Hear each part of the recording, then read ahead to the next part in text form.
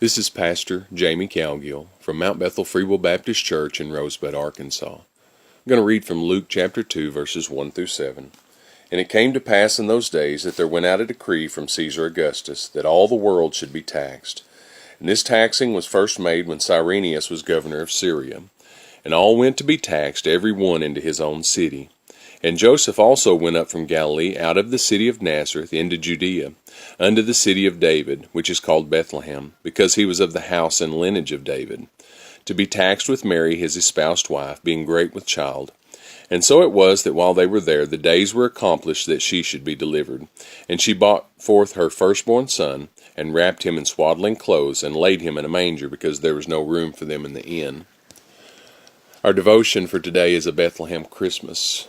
A little bit of a historical context as we begin. Caesar Augustus was the first emperor of Rome to have complete control. He ruled from 27 BC to 14 AD. And also, this was the first complete registration and taxing of the Roman Empire. According to historical records which have been found in Egypt, this census and taxation enrollment occurred about every 14 years after this first time. It was specifically to enter in public records the names of men, their property, and their income so that they could be properly taxed. So you can see first Christmas, first emperor, first tax season. This is a very busy, stressful time in Bethlehem.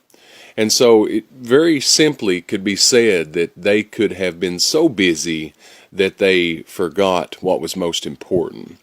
It seems like we are the same way today. Daniel well describes our time when he says, "Many shall run to and fro." Seems like we're so busy with the cares of this life we forget eternity. And we must always ask ourselves, are we living this life with eternity in mind? One of the easiest ways to lose the joy of the Lord and lose track of what is most important in this life is just busyness or distraction.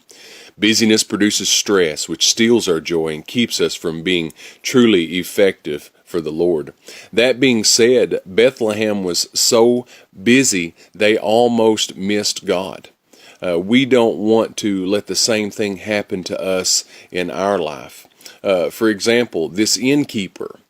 I can see a man with the town of Bethlehem hustling and bustling and so many people coming in. People would have stayed with family, and then those provisions would have been filled up, and then they would have begun to stay in the inns and other places. And I'm sure he was overwhelmed with the amount of people that were in town.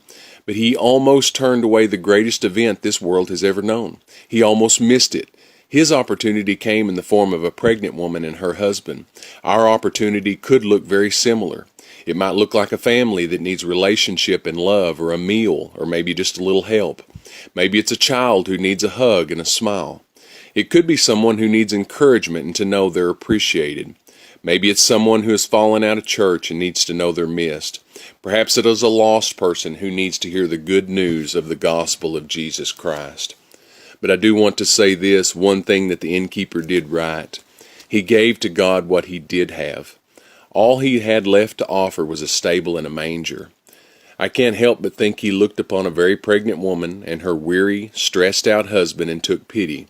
And I can hear him say, "All I have left is the barn, but you're welcome to it." God took that meager offering and birthed a king. God used fishermen for disciples, and they turned the world upside down.